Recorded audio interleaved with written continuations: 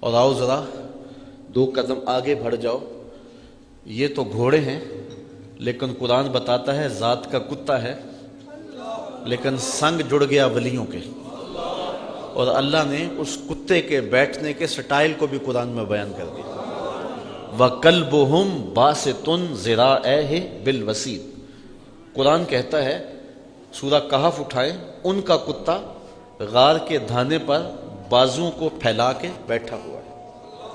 میں آپ سے پوچھتا ہوں، قرآن مجید کا تو ایک ایک حرف اور ایک ایک لفظ حیات بخش ہے اور زندگی بانٹتا ہے اور ہمارے لیے سراسر ہدایت ہے. تو اس میں ہماری کیا رہنمائی ہے؟ اس میں قرآن نے ہمیں کیا ہدایت دی ہے؟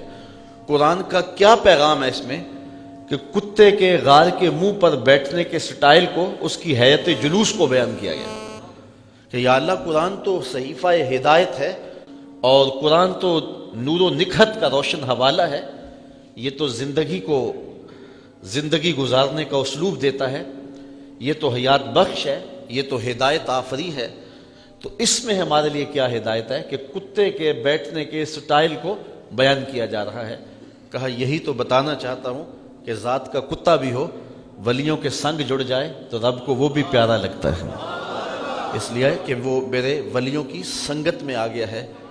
تو جو کتا ولیوں کی سنگت میں آ جائے وہ تو محبوب ہو جائے، اور جو انسان غوث اعظم کی چوکھٹ پہ بیٹھ جائے تو پھر اس کی عظمت کا عالم کیا ہوگا اور ان کی رفتوں کا عالم کیا ہوگا.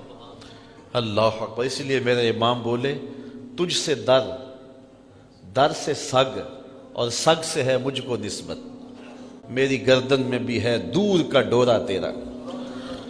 تو یہ نسبتیں انسان کو قربت کی منزلیں دیتی ہیں.